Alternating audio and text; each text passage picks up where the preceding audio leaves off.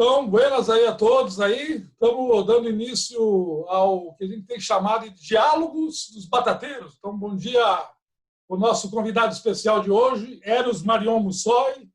E para bater um papo com o Eros aí, a Elisiana, eu esqueci o nome dela ontem completo, né, Eli? Elisiana Vieira Araújo. Estamos aguardando o Tia acordar, né, Eros? Então, a história um pouco é propor aí uma memória viva dos participantes desse grupo.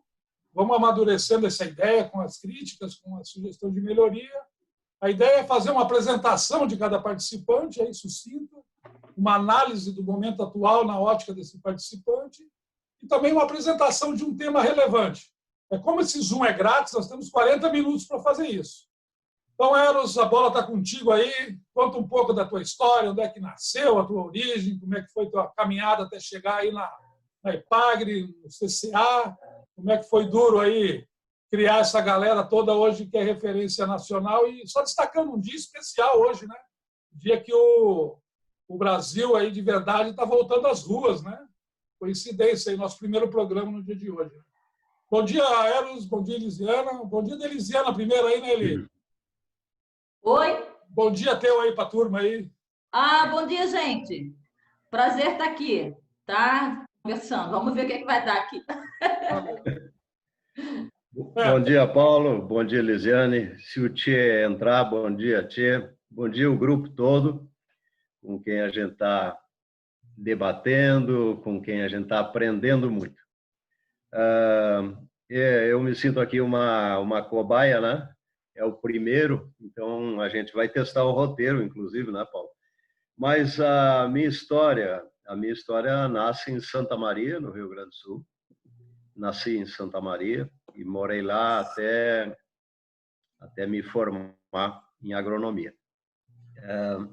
Meu pai era um velho comunista, Marconi Mussoi, era caixeiro viajante, e minha mãe foi professora de música lá antes do casamento, e depois sempre uma mulher que trabalhou em casa até ser revendedora Avon. E sempre foi uma mulher muito preocupada com ajudar orfanatos. E eu acho que essas duas vertentes têm a ver com a minha formação. Na minha adolescência vivi em Santa Maria, né? Entrei na escola agrotécnica, que eu acho que mudou a minha vida assim. Fiz a escola agrotécnica na Universidade Federal de Santa Maria. E depois, em consequência, fiz a escola de agronomia, a faculdade de agronomia em Santa Maria também. Bom, e na minha juventude, até me formar em agronomia, eu fui jogador de basquete semiprofissional, então ganhava um dinheirinho lá, fomos campeões estaduais, então isso aliviou um pouquinho, apesar que sempre estudei em escola pública, mas aliviou a minha própria família, né? Que o pai não tinha condição nenhuma de me manter estudando fora. Mas foi uma infância muito boa, muito interessante, e a adolescência também. Na adolescência, eu tive uma iniciação política assim, na escola agrotécnica, fui do centro acadêmico da escola agrotécnica, da qual o presidente era meu primo, o Tarso Genro, e que, embora um ano mais novo que eu, foi muito importante também na minha formação política. Eu digo duas pessoas que tiveram uma importância. Foi o meu pai, pelos princípios que ele passava e pela prática, e o Tarso teve uma influência como colega, como amigo, um cara que escrevia muito, lia muito, também teve a minha influência na minha história. Então, a minha história é um pouco isso, né? Depois, como vocês sabem, eu me formei na década de 60, uma formação estritamente convencional, né? Toda pautada na Revolução Verde, com uma pequena exceção. Eu fui aluno por 2 anos da Ana Maria Primavera. e talvez já tenha dito isso no grupo, mas digo tantas vezes que não me canso de repetir. Ela era ridicularizada na Faculdade de Agronomia em Santa Maria e no Brasil porque ela dizia que o solo era um organismo vivo e não era físico-químico só, né, e geológico. Então, mas ela botou uma sementinha na nossa cabeça. Alguns ficaram digerindo aquela sementinha. Além disso, o Odo Barão Sigismundo Primavesi, filho da Ana, foi meu colega de turma. Não formou conosco, ficou um ano para trás, mas foi meu colega de turma e isso teve a influência de fazer trabalho junto. Mas o que eu queria pautar nesse início, nesse histórico, é que a minha formação foi, tanto na agrotécnica quanto na agronomia, perfeitamente convencional. Bom, e daí fiz alguns projetos rondons, que naquela época era a forma de se conhecer o campo, embora fosse uma atividade pautada na ideologia militar, né? Mas foi interessante para se ter uma ação no campo, conhecer realidades, né? Os 2 projetos Rondon no Rio Grande do Sul, daqueles que se visitava aquelas pequenas cidades, né? E um em Minas, norte de Minas Gerais. Foi bem interessante também. Depois entrei na Acaresc, né, por concurso público. A Acaresc foi substituída depois, você sabe, pela Ipagre, mas fiquei quase 40 anos na Acaresc, fazendo extensão rural. E na universidade, a primeira turma que eu lecionei foi a primeira turma que se formou em agronomia. Como professor, não era nem colaborador, era professor voluntário. Na agronomia, eu comecei em 78. Em 1978, comecei a lecionar na agronomia, mas só fui me concursar em concurso público, professor 20 horas, que foi o que eu sempre fui. Sempre fiz como professor, lecionando como professor 20 horas. Só fui lecionar a partir dos anos 81. Fiz um concurso em 80, um concurso público. Os 3 primeiros anos foi de professor voluntário. Eros, não recebia nada por isso. Diga, Paulo. Foi em que área assim, que tu entrou na agronomia? Oi? Qual é a área? Sempre na extensão rural. Como é que se deu o meu ingresso? Porque não existia um professor de extensão rural para lecionar, naquela época eram 9 fases, na última fase, né? Então, a Acaresc, claro, o Glauco Olinger era o coordenador do centro e pegou emprestado da Acaresc pessoas para lecionar diversas disciplinas. Vocês lembram, Tassinari lecionava solos, o Murilo Pundec, mas eu e mais alguns colegas, 3 colegas, eu, o Voltaire e Estevão Guderres, pegamos a disciplina de extensão rural, que formalmente o professor era o Cristóvão Franco, mas ele não lecionava, ele nos convidava para ir lá. Isso foi 2 anos e meio. Depois me concursei em extensão rural e fiquei em extensão rural durante toda a minha vida, né? Na verdade, lecionei extensão rural na agronomia, no curso de nutrição, que teve por uns 4 anos a disciplina de extensão rural, que era muito importante. Depois na zootecnia e na engenharia da agricultura tinha uma disciplina chamada Sistemas de Organização Social, que era um tipo de extensão pesqueira. E que a gente criou a disciplina, formulou o programa, eu e o Feijão já estava na universidade, e daí lecionávamos como se fosse extensão pesqueira e sistema de organização dos pescadores, aquicultores, né? Então, foi isso. Então, a minha vida profissional foi sempre dentro da extensão rural, seja aqui em Santa Catarina, seja na África, onde eu me licenciei da Universidade e da IPAGRE, da Acaresc ainda naquele tempo. Em 1985 fui trabalhar em Moçambique, na FAO, onde fiquei 4 anos e meio organizando um serviço de extensão rural numa província lá, e esse serviço existe até hoje. Depois, mais meio ano, eu fiz uma consultoria em extensão pesqueira em Moçambique também. Então, foi uma Inclusive, experiência Eros, muito... tem um fato histórico aí também. Eu tinha ido o Ricardo, mas alguém contigo, daí você tinha convidado, a gente tinha uma equipe, até eu acho que era eu, Valério, mais alguém, para também ir para lá, daí deu um acidente fatal lá com os técnicos lá, Isso, e lá da missão. isso. Né? Isso faz parte da minha vida. Bom, a primeira foi ter levado, ter convidado, e o Ricardo Scherer foi para lá, nós trabalhamos lá por 2, 3 anos, e o Domingos Sávio, Eberhard Sábio, vocês devem lembrar dele, ele era do centro acadêmico também. O Domingos foi com a família para lá, né? O Domingos hoje deve ser aposentado na IPAGRE. E o Ricardo foi solteiro, mas acabou vindo casado com a Saba, nossa querida Saba, que faleceu anos atrás. Aí. Ele casou na Suécia. Por acaso, eu fui no casamento do Ricardo sem saber que ele ia casar em Estocolmo. Fui lá passar uns 10 dias com ele nos convidou para sábado de manhã dar uma volta, daí me levaram a entrar num cartório e estava tudo preparado para se casar. Foi uma surpresa para mim. Até eles sabiam que iam casar. Então, o Ricardo acompanhou.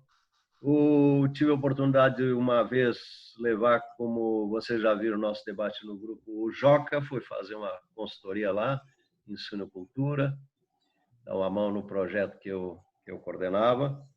E o Paulo Emílio Lovato também fez enquanto o Ricardo estava lá, fez uma consultoria em solos, com as pessoas que... E tinha mais pessoas para ir para lá, e de fato aconteceu um assassinato. Bom, todo o tempo que eu tive em Moçambique foi num clima de guerra. Era guerra de guerrilha, né? Nós tínhamos restrições para movimentar para um lado, para outro. E um amigo nosso, Maurício de Curitiba, ele trabalhava num outro projeto e eles saíram desse limite e foram metralhados lá. Foi uma coisa bem grave, assim. Bem grave e triste, porque nós tínhamos jogado futebol no domingo junto, almoçado junto, e foi numa terça-feira. Então, foi uma coisa bem, bem grave. Daí se suspendeu toda a contratação de novas pessoas, novos brasileiros, a embaixada interferiu, né? Então foi isso. Eros, aproveitando esse gancho aí, já que a gente já está com um tempo legal aí, depois a gente pode retomar essa tua apresentação. Vamos para o segundo tema já? Daí eu queria até pedir para Eli, o segundo tema é uma rápida análise de conjuntura feita pelo Eros, mas tu dá uma introdução do momento que a gente está passando aí para passar para o Eros aí, fazer uma rápida análise aí do momento atual aí. Só uma pincelada geral de como é que tu está vendo a situação no país aí, um dia importante de hoje, para fazer uma ponte com o Eros aí. Não, assim, eu acho que a gente vive um momento histórico singular, né? Assim, eu acho que, inclusive, eu particularmente, muitas vezes fico com muita dificuldade de leitura da realidade, da conjuntura, assim, eu acho que tem muitos elementos colocados e muitas coisas nebulosas, pelo menos para mim, talvez por incapacidade minha, assim, realmente de ter uma leitura mais acurada, porque são muitos elementos e a gente tem aí um cenário muito desafiador, né? Hoje é um exemplo disso, né?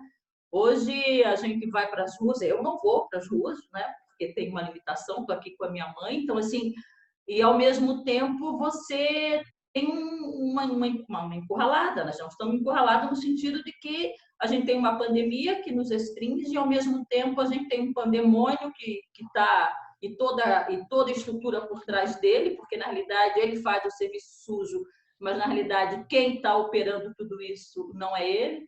Então, como que a gente faz esse enfrentamento se não ir para as ruas, né? Agora, eu acho que, por outro lado, ontem eu até mandei um link de uma discussão nos Estados Unidos, porque, assim, essa perspectiva de uma articulação global, quer dizer, a gente não pode mais pensar na atual conjuntura, eu acho, e com esse cenário que não é só brasileiro, né, que a gente tem que pensar mais que nunca numa articulação internacional das esquerdas, porque a gente não tem condições, eu acho, isoladamente, de fazer frente a essa ofensiva da extrema-direita, do mercado financeiro, dos grandes poderosos. Assim, eu acho que a gente precisa fazer esse passo, porque a gente tem um desafio hercúleo pela frente, de como articular internamente as forças populares, mas também se articulando internacionalmente, eu acho. Legal. Eu só queria acabar rapidamente o histórico, mas só para pontuar, né? Eu acho que a gente, nesse grupo, a gente se conhece, mas para chegar nessa questão que a Eli mencionou de conjuntura, que eu acho que é um desafio para todos nós. Mas eu tive oportunidade na minha vida de fazer um aperfeiçoamento na Itália em desenvolvimento econômico e planejamento, que foi muito interessante porque era um terço das pessoas da América Latina, um terço das pessoas da África e um terço das pessoas da África, né? E foi uma interação muito interessante com outros povos, com outras cabeças, né? E também na minha vida eu fiz um mestrado em Educação Agrícola e Extensão Rural. Meu foco dentro do curso foi Extensão Rural. Depois fui fazer um outro mestrado em Agroecologia na Espanha. Fiz o meu doutorado... acordou aí, ó. Oi? O Tchê acordou. Ô, Tchê! Ele está querendo entrar ainda. Mas então, concluindo aí a questão do rápido histórico, eu fiz o doutorado em Córdoba, defendi uma tese sobre a integração pesquisa-extensão e agroecologia, e depois um pós-doutorado em Córdoba também, em extensão rural agroecológica. Né? Córdoba, desculpe, foi na Universidade Internacional de Andalucia, né? com um professor supervisor, o Eduardo Sevilho, da Universidade de Córdoba. Né? Bom, então foi isso, né? Então meus projetos de vida foram esses, né? Agora estou aposentado das duas instituições, né? Tenho algumas ações ainda, participo de alguma banca, mas alguma palestra, alguma coisa, mas estou mais, na verdade, estou com mais 2 projetos pessoais, que é a rádio comunitária aqui do nosso bairro, do Campeche, né? Que é uma rádio que pontua as lutas aqui do bairro e leva adiante as lutas do bairro já há 20 anos. Então, agora a grande luta é contra o emissário submarino, contra o enrocamento de algumas praias aqui. E, para concluir, tudo já querendo levar para a questão que a Eli levantou. E também tem um projeto chamado Interperiferias, que é um projeto que é da Universidade Federal de Santa Catarina, a qual eu já convidei o Paulo, ele já disse que ia participar, porque ele é um projeto social, ambiental, trabalha com agroecologia e esportivo. Nós temos um time de futebol de veteranos aqui, mas a gente... E que joga no exterior. Se não fosse a pandemia, nós íamos estar, nesse momento, na Espanha e Portugal. Todo mundo já tinha passagem comprada, aí tinha um intercâmbio lá, em que se ia fazer seminários de agroecologia, de artes, de desenvolvimento, mas é um projeto muito interessante. Ele só trabalha com periferias, né? Com outras periferias, e bem interessante esse projeto.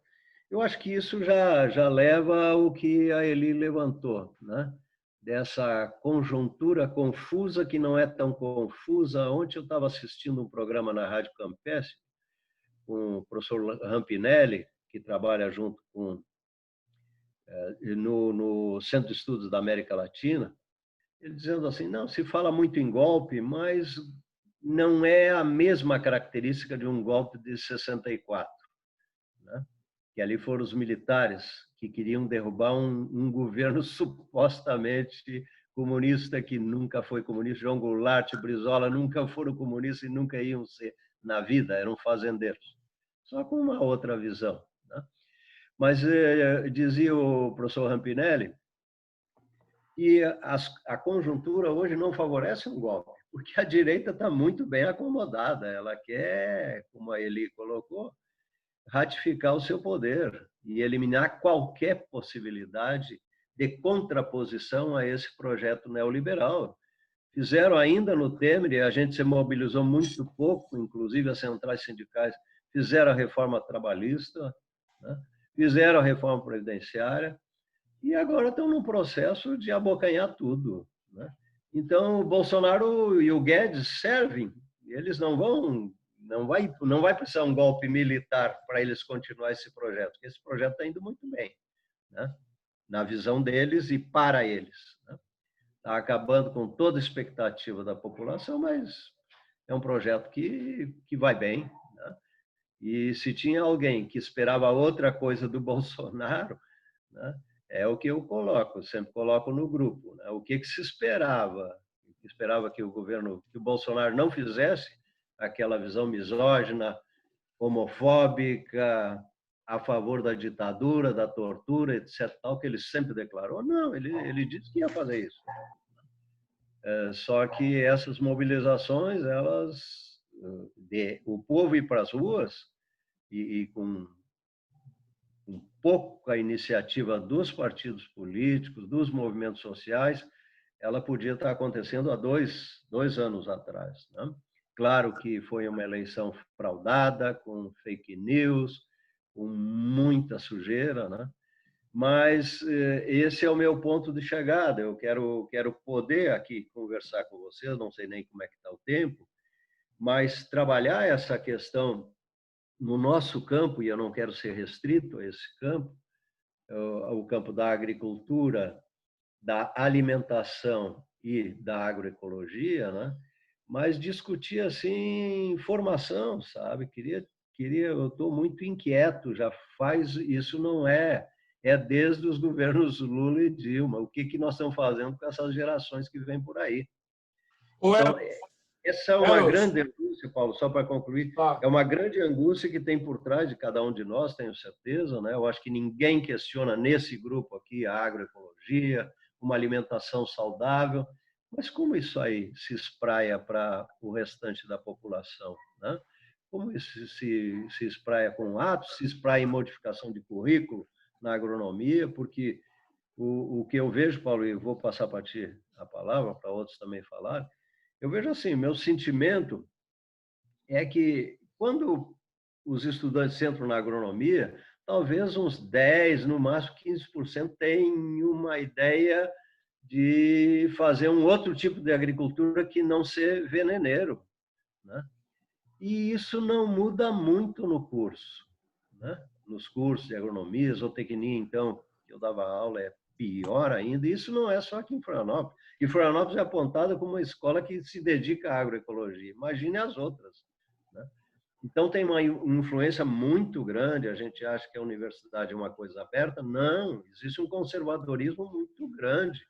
Agora mesmo, na Universidade Federal de Santa Catarina, tem uma grande preocupação de acabar com a disciplina Vivência em Agricultura Familiar, o nosso antigo estágio de vivência, né? Para vocês verem o nível do conservadorismo, do preconceito.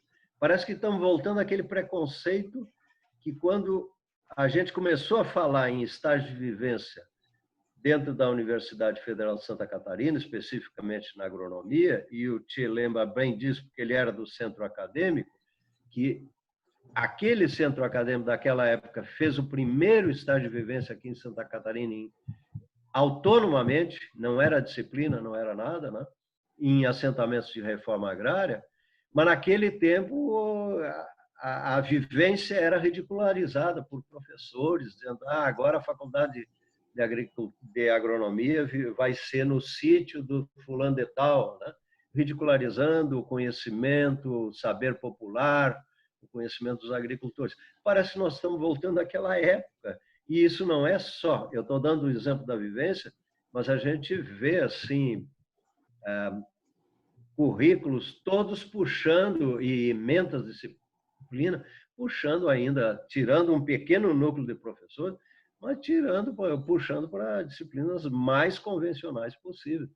E eu sou de um grupo de professores de extensão rural, nacional de professores, já fui dirigente desse grupo, e isso é no Brasil inteiro. E agora eu acho que falei demais, Paulo, coordena aí, mas só queria colocar essa questão, sabe?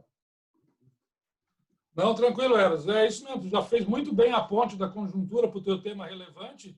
Só passar então para o Tia dar o bom dia aí já. Se quiser dar um pitaco no tema relevante do Eros aí já também, né?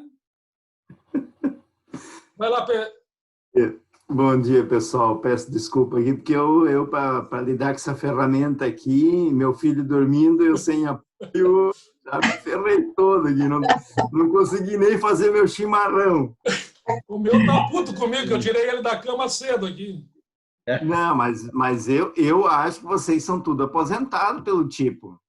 Pelo amor de Deus, isso no domingo aqui, um frio do caralho, com o tempo nublado, você me acorda às 8 da manhã. Isso é coisa do Paulo, né? 8 horas da manhã, eu não quis falar nada. Não, é por causa da velocidade da internet, senão ela fica ruim para fazer isso.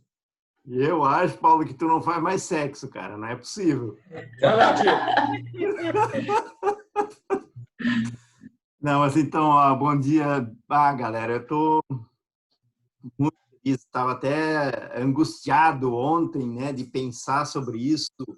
Acordei cedo pensando nisso, o que eu vou contribuir, o que eu vou conversar, né, assim, mas eu passei um pouquinho para o Paulo aquilo que eu acho, assim, a minha expectativa é que essa modalidade ela dê um salto naquilo que o grupo de WhatsApp já conseguiu fazer, né? Ou seja, nós temos uma galera com uma identidade extremamente interessante, né? E bacana que esse grupo de WhatsApp ele consegue alimentar, mas eu acho que o grupo ele é muito rico e ele está de frente a questões como o Eros acabou de colocar agora, que nós temos muito para contribuir na reflexão, para a gente e para os nossos coletivos. Então, eu acho que a ideia do Paulo foi muito boa. Assim, espero que o coletivo responda, né? Porque eu acho que ele me parece um espaço importante. Buenas. Por outro lado, por mais que nós tenhamos um coletivo muito com uma identidade muito forte, essa identidade ela está construída fortemente num certo passado, né?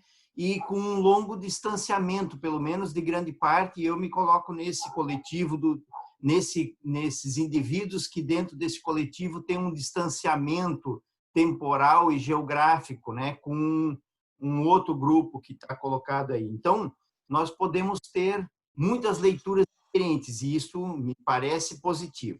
Buenas. Com relação eu não vou entrar, para a gente não alongar, eu não vou entrar na questão da conjuntura agora, porque eu tenho uma leitura e essas coisas não são fáceis da gente falar de forma simples. Geralmente, a simplificação gera tensões, né? Então, eu não vou entrar na questão da conjuntura diretamente. Eu acho que o tema que o Eros propôs, que é o da formação, eu acho que ele já nos ajuda no diálogo a fazer a ponte. Então, eu me coloco nesse sentido. Agradecer o convite, dizer o quanto que eu estou acreditando nessa proposta de ampliação das nossas interações e dizer que o tema com o qual nós começamos é o que vai fazer a roda girar daqui para frente. Eli. Desculpa pelo atraso. Tranquilo. Eli. Tá, bem, eu acho que a gente tem um tempo pequeno, né, assim, para poder abordar isso. Eu só vou pautar. Eu pensei um pouquinho sobre o tema, né, ontem, e elenquei 5 questões que, na verdade, não vai dar tempo de abordar. Mas, assim, e o meu lugar é um lugar não da academia, mas são 35 anos na lida direta com as organizações, com a construção da agroecologia, né? Então, é esse o meu lugar, né? De onde eu olho. E assim, eu acho que, primeiro, o pressuposto, que eu acho que é comum a todos nós, que a agroecologia não é só ciência, né? Que a agroecologia é movimento, que a agroecologia é encontro e construção de saberes, que é um instrumento de transformação social e de transformação também das pessoas, das relações, seja do ser humano com a natureza, as relações de gênero, geracional, enfim. Então, eu acho que é importante pautar isso, porque ainda há, dentro desse universo, um conjunto expressivo de pessoas que ainda restringem a agroecologia apenas à ciência, né? Então, só esse ponto de partida do que formação para que agroecologia eu estou falando. E assim, eu acho que tem um desafio grande, que é o seguinte: a formação técnica, por melhor que seja o conteúdo que seja abordado, não garante que esse profissional vai ter uma atuação empática e respeitosa com o seu universo de atuação, com a agricultura familiar, camponesa, com respeito aos modos de vida tradicional, ao saber popular. Então, a gente tem um desafio muito grande, que não é só o conhecimento técnico, é um processo de repensar o modo de ver e ser e agir no mundo. E aí, nesse sentido, o nosso velho Paulo Freire é fundamental, sabe? Então, assim, tanto porque a gente está num mundo em disputa da juventude, que o Eros falou, disputa de com quem a gente atua. Então, assim, no processo de formação, eu acho que eu pelo menos, não abro mão do legado do Paulo Freire.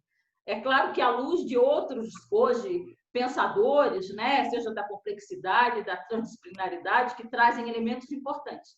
Mas, para mim, como elemento fundador da minha prática, eu acho que ainda a gente tem que estar ali alicerçado no Paulo Freire, e isso é um pouco a minha colocação. E assim, e para isso eu acho que tem uma situação, para falar a verdade, eu não tenho acompanhado muito a parte curricular das universidades, enfim, mas eu acho que as humanidades são fundamentais, sabe? Não tem como a gente pensar nesse profissional para atuar na agroecologia, nessa lógica que a gente acredita de transformação social, sem ter um aporte de humanidades. Eu acho que a gente já avançou na abordagem ecológica, que a gente no nosso curso não tinha nada. Eu acho que a gente avançou, ainda precisa avançar mais, né? Mas as humanidades são fundamentais.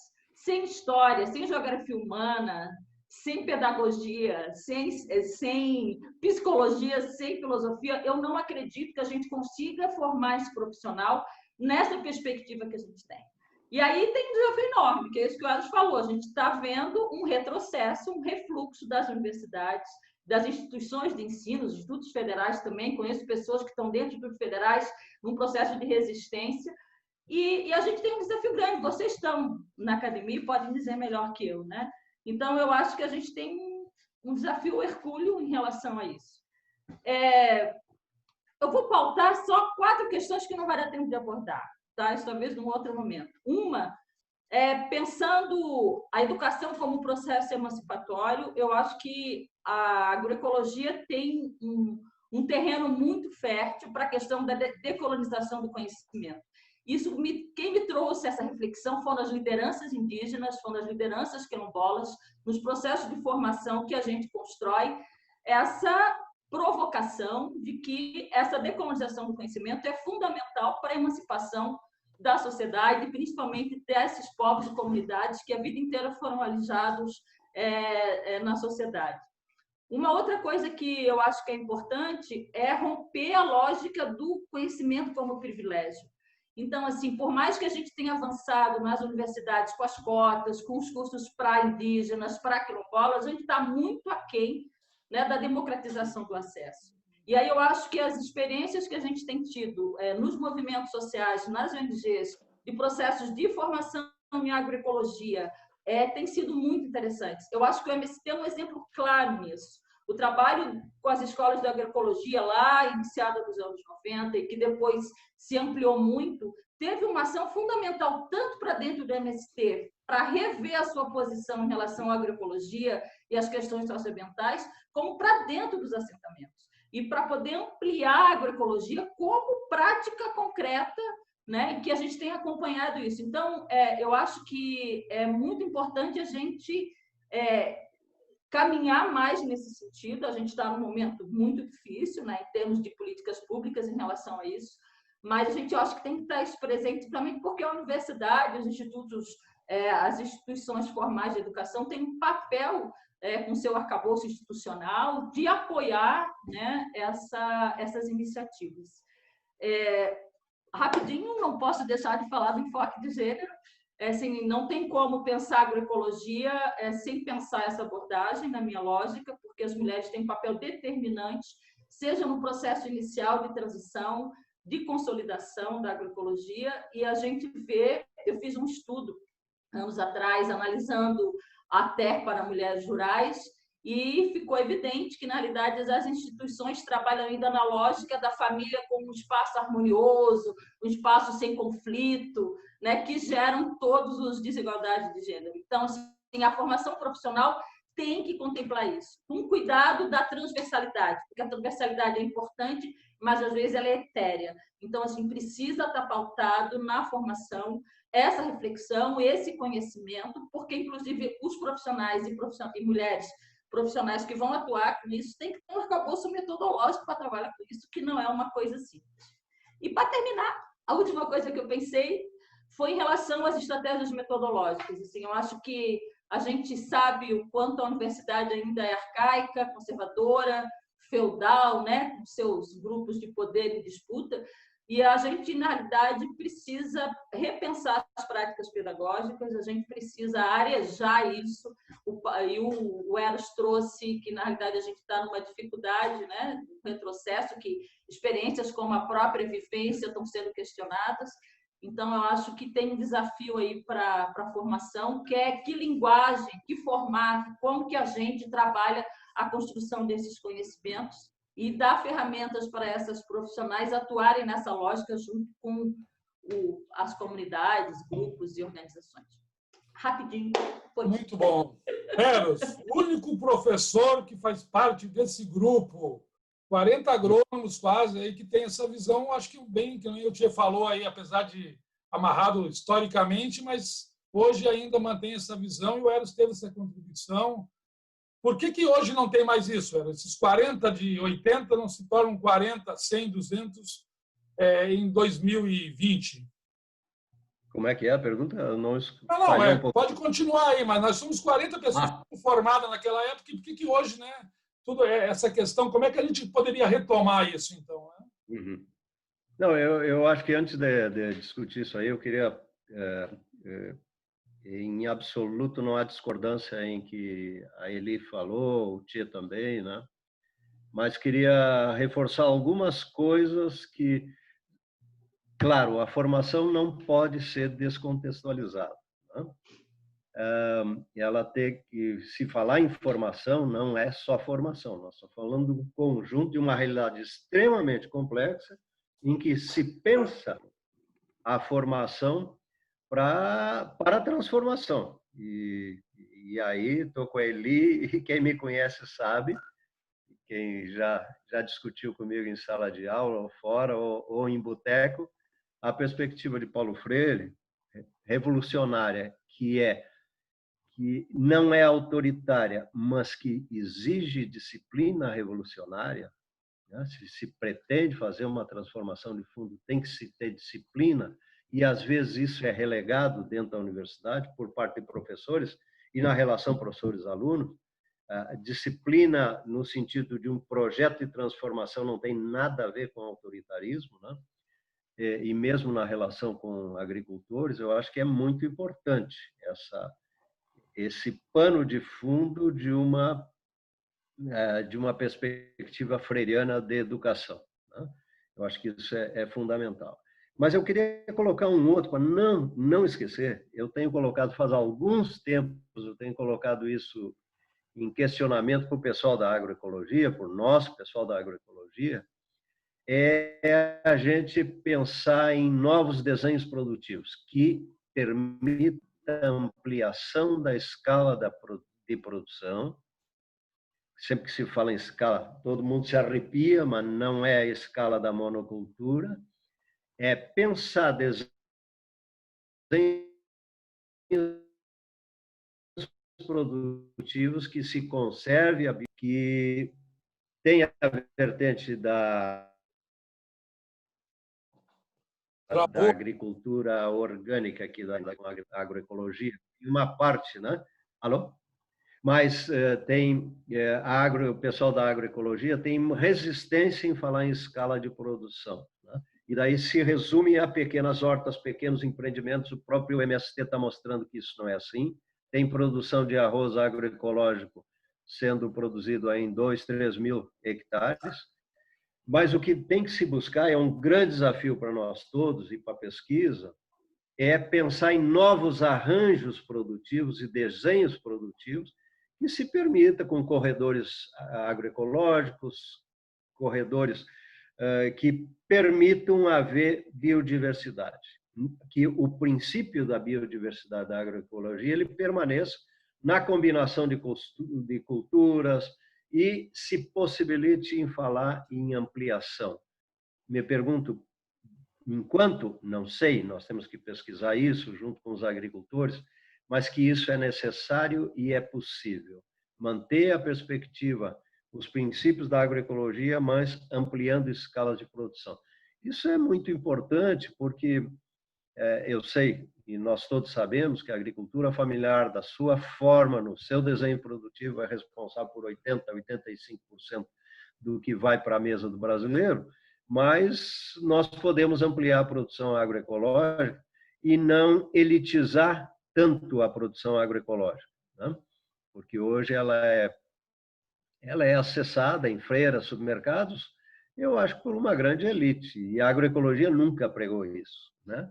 Como uma atividade solidária e justa socialmente, pensa que todos devemos nos alimentar com um produto limpo, com um produto saudável, né, diversificado.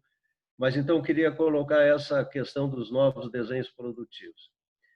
Também a Eli colocou, e é muito importante assim, o envolvimento dos movimentos sociais, né? Eu mesmo já citei o MST como quem está ampliando áreas e produzindo uma escala maior, porque mesmo esses movimentos, mesmo organizações governamentais, na década de 70, 80, né, o viés era socializar o acesso à tecnologia.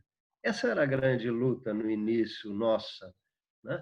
Não se falava em agroecologia, falava alguma coisa, uma agricultura alternativa, né?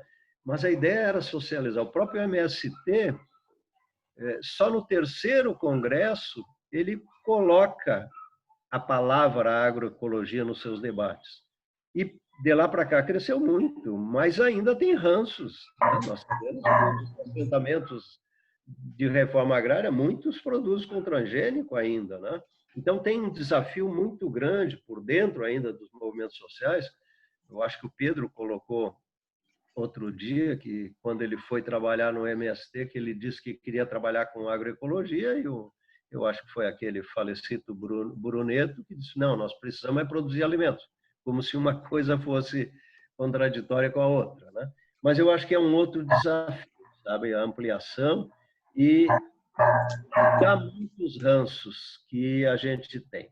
Agora, a última questão que eu anotei aqui, não que foi que a Eli falou, mas das estratégias metodológicas, eu acho que é um enorme desafio. Eu mesmo escrevi um trabalho, posso disponibilizar para vocês, ele foi publicado, sobre os projetos de extensão da Universidade Federal de Santa Catarina. Analisamos 18 mil projetos, né, em 5 anos, todos absolutamente disciplinares. Então, nós temos um universo imenso para fazer pesquisa, para interagir com a sociedade, mas nós fazemos projetos disciplinares de extensão e automaticamente de pesquisa. Então, ali nesse rascunho, humildemente, tem uma proposta que toda a pesquisa, toda a extensão da universidade e todo o ensino deva nascer das comunidades. a partir de projetos integrados, complexos, unindo agrárias com a economia, com a educação, ou seja, dentro de uma característica, uma realidade complexa e uma ação interdisciplinar. E aí, a partir disso, a gente poderia discutir currículos, podia discutir projetos de extensão e projetos de pesquisa e projetos de ensino, evidentemente, né? Mas a partir de uma visão complexa, porque essas estratégias metodológicas, elas têm que partir da realidade, né? Não se desmerece o saber científico, em absoluto, mas esse saber tem que ser contextualizado em cada realidade, né? Então, a gente fez esse projeto, esse estudo, esse estudo, e isso demonstrou que 86% dos projetos da Universidade Federal de Santa Catarina estão aqui na Grande Florianópolis, como se a realidade de Santa Catarina fosse isso e do Brasil fosse isso, né? E todos disciplinares. Então, é um desafio muito grande. Então, a formação, para mim, ela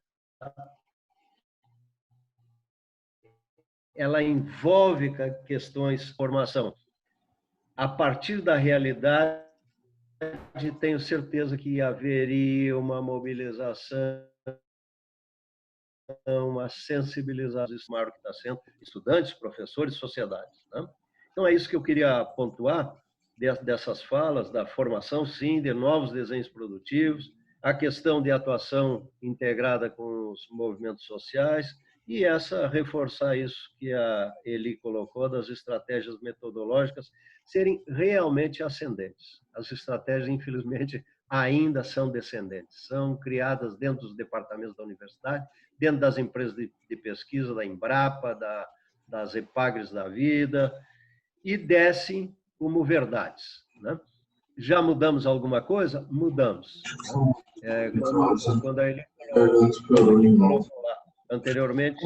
Um pouquinho, estou terminando aqui. Pode ser? Levo lá para ti. Quando ele colocou que a questão da pesquisa, né?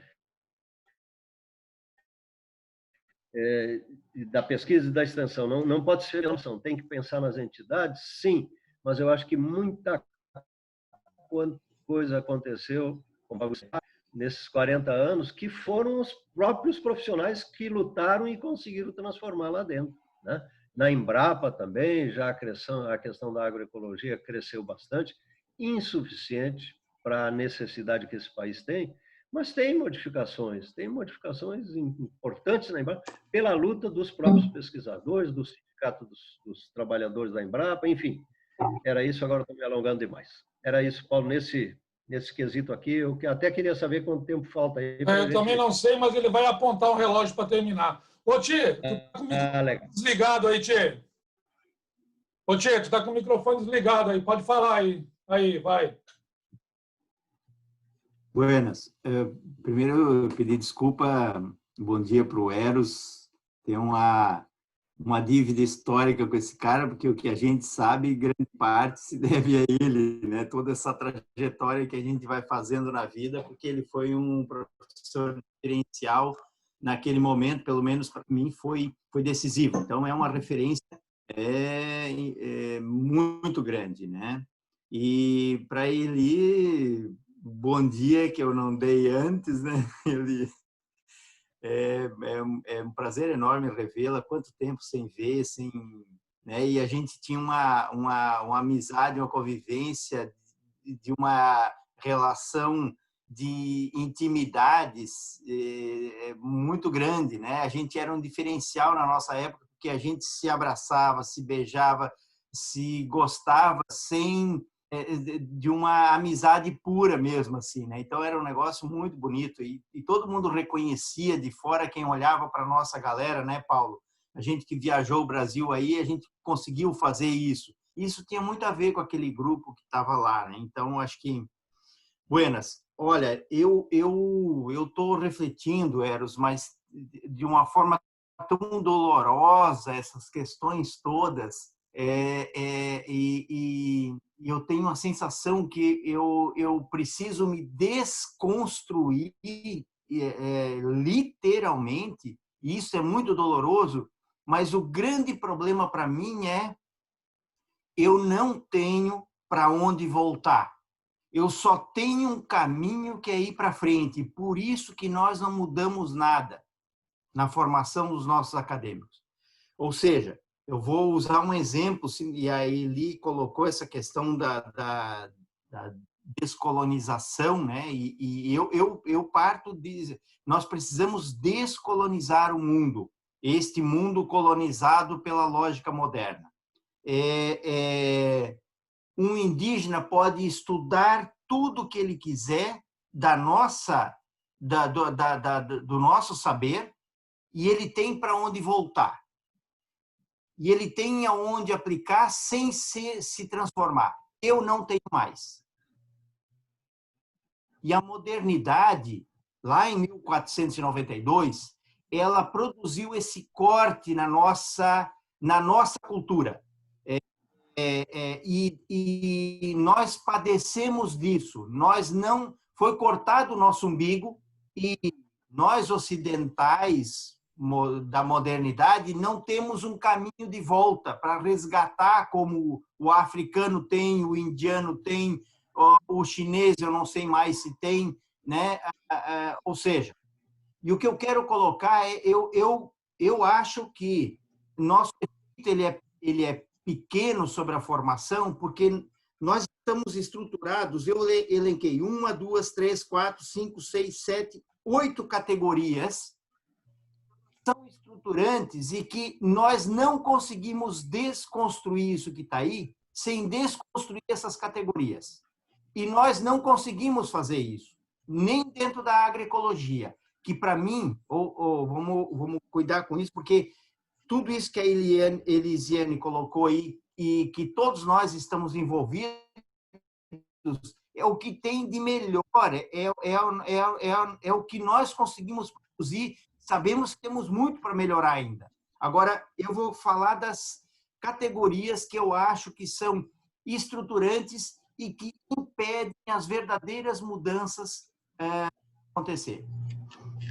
A primeira é: diferentemente dos outros grupos sociais chamados de antigos, atrasados e tal, não existe CPF.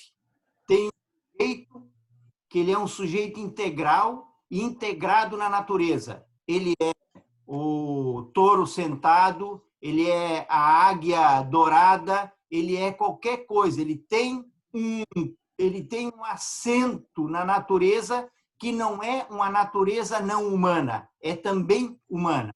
Nós separamos isso. Nós temos um CNPJ que separa a economia do conjunto da vida. Acabou. Sem romper com o CNPJ, na minha opinião, não temos mais como voltar a fazer uma outra economia. O outro elemento que está assentado sobre isso é a tal da divisão do trabalho. E tanto na esquerda quanto na direita, ela tem a mesma matriz, ela tem o mesmo efeito. Ela nos tira... É isso que faz com que a gente tenha uma casa com um quarto de doméstica. Divisão do trabalho. Nós queremos sofisticar, romantizar e papapá e pipipi, mas, no fundo, nós reproduzimos uma divisão do trabalho desta modernidade ocidental. Ela é profundamente desenraizante da vida, ou seja, nos coloca constante. Nós não conseguimos mais cuidar da água, não conseguimos cuidar da rua, porque nós dividimos tudo. Nós não temos mais responsabilidade sobre as coisas. E nós não temos volta. O processo que nós construímos, a volta para nós ocidentais, é praticamente impossível na nossa vida hoje. A quarta categoria é a própria modernidade. Nós não conseguimos olhar para os indígenas e para os quilombolas sem considerar eles atrasados, sem querer levar o nosso saber lá, sem dizer que se eles não colocarem o CNPJ, eles não vão conseguir participar da sociedade avançada. A outra é a ideia de progresso. não conseguimos produzir nada sem que essa praga de progresso esteja impresso no que nós estamos fazendo. E a outra é crescimento. Nós não conseguimos enxergar nada que não seja crescer.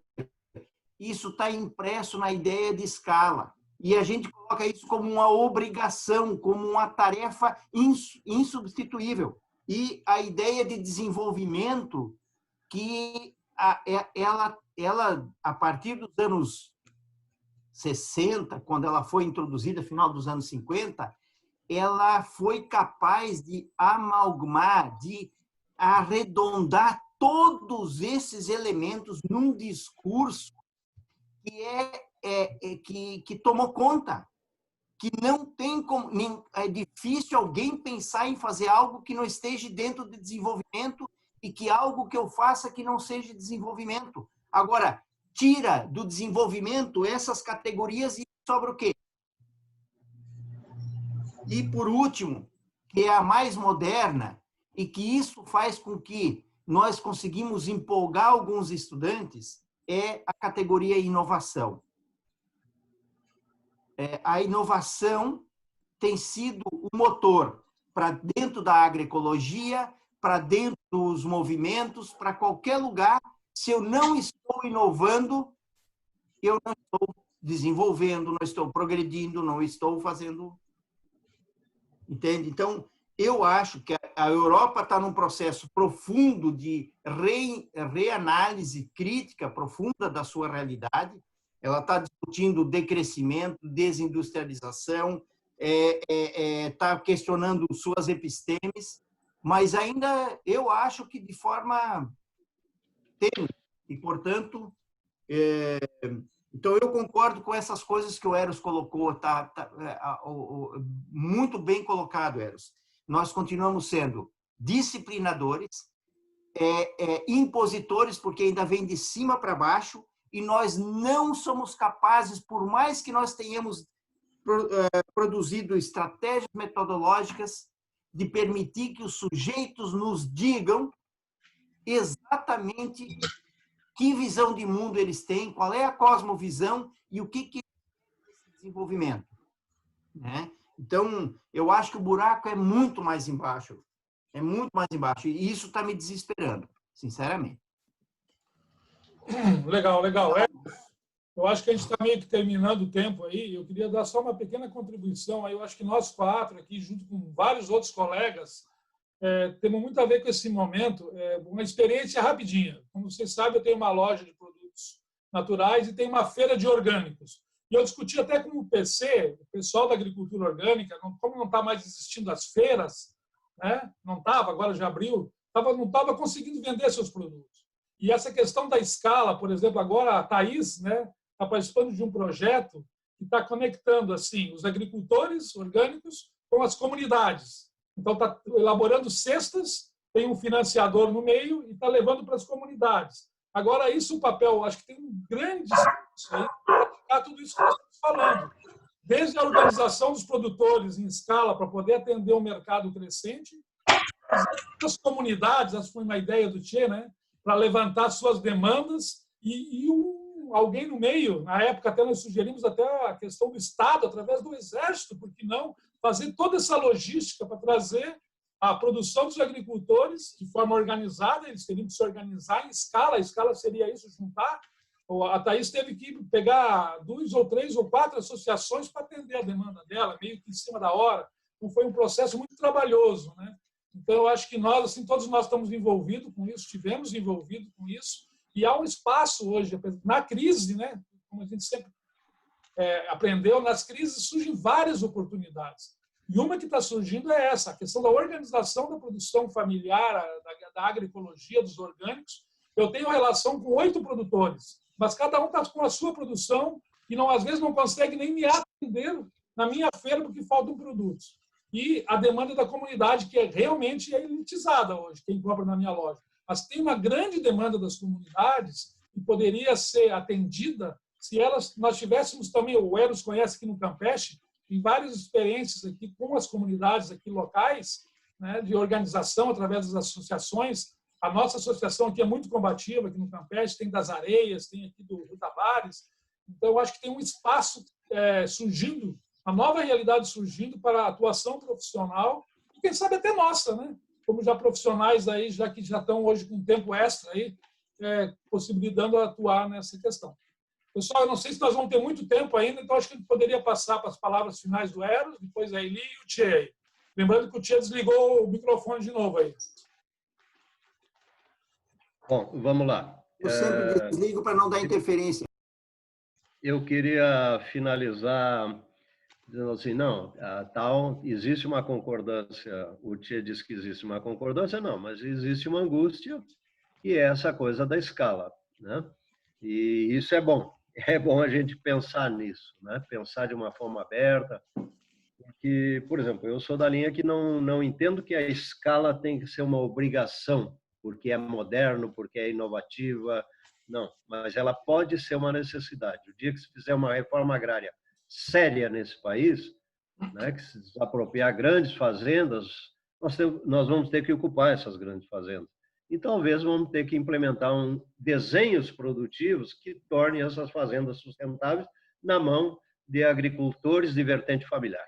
Mas isso é para a gente discutir, não.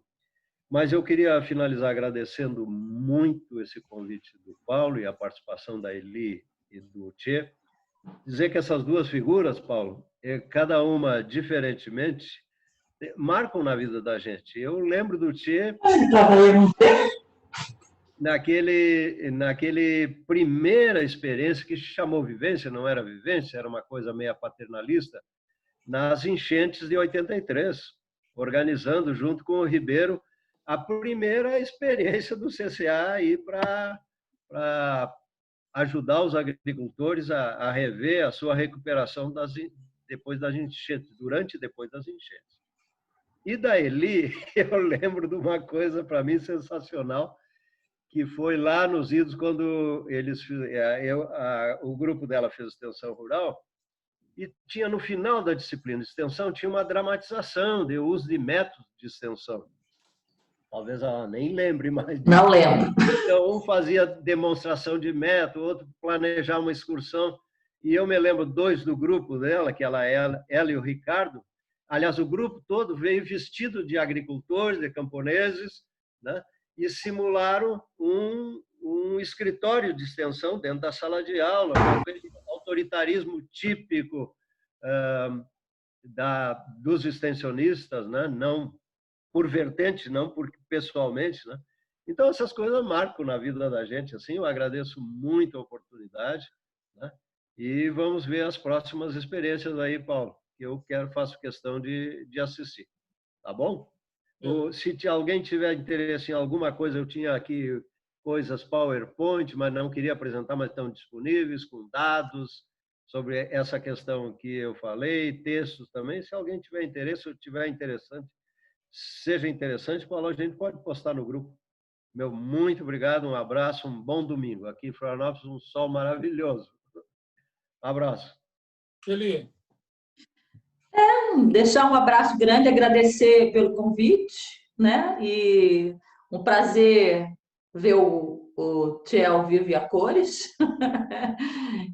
E assim, tá mais bonito, um né? É bonito o Tchê, né?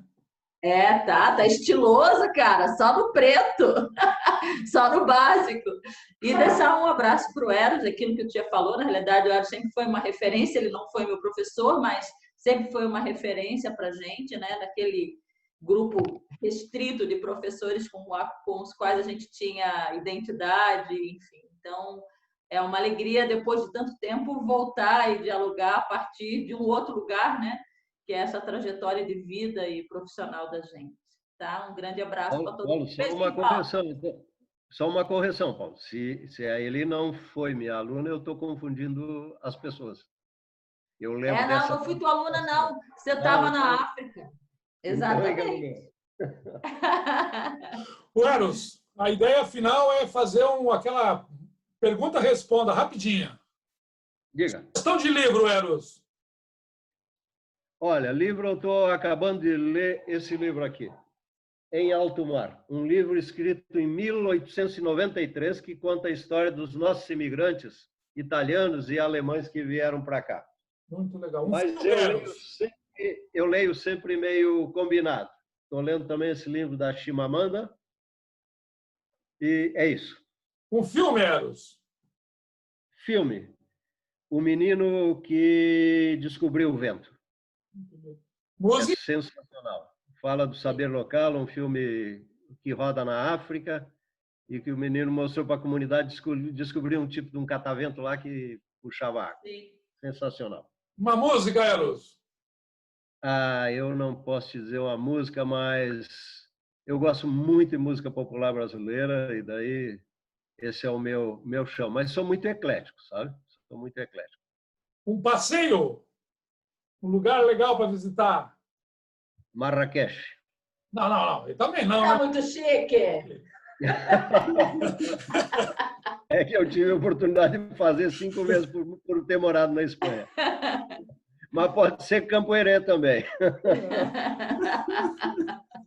Pessoal, a ideia então é essa aí, né? Queria falar que vocês depois sugerissem melhorias, críticas, né? E também quem quiser, a ideia também agora é a gente fazer uma agenda. Tem outras pessoas aí. A ideia era começar com o Quito, que foi o idealizador do grupo, né? Com o André e eu. Mas vamos andar aí, vamos ver como é que continua aí. Então, obrigado a todos. A gente vai disponibilizar esse link aí agora no grupo para o pessoal poder assistir.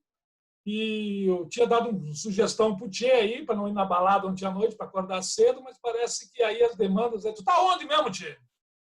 Eu estou em Pelotas, fazendo doutorado em Política Social e Direitos Humanos, então eu fico na balada dos livros. Não conseguindo sair da... E a Eli, não sei se vocês sabem, é a solteira mais desejada de Floripa hoje. Por que, Eli? Não, é que o Rogério está na África e eu estou para ir para lá assim que o Covid deixar. O Rogério está no projeto da FAO em Angola e aí estou só esperando abrir o... Agora somos pessoas não gratas, ninguém quer saber de brasileiro em lugar nenhum do mundo, então tem que esperar abrir os voos para eu poder ir lá ficar com ele. Então tá difícil, longe. Paulo, esse era um tema interessante para discutir. Quais eram as questões que a gente discutia lá nos anos 80 sobre amor livre, casamento, família e Pessoal, um abraço a todos, bom domingo aí, então. Obrigado aí, tá? Tudo de bom. Valeu. Obrigado, Paulo. Força.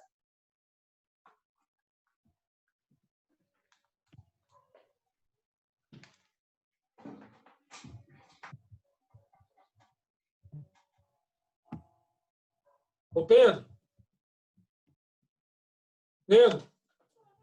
Ô, Pedro.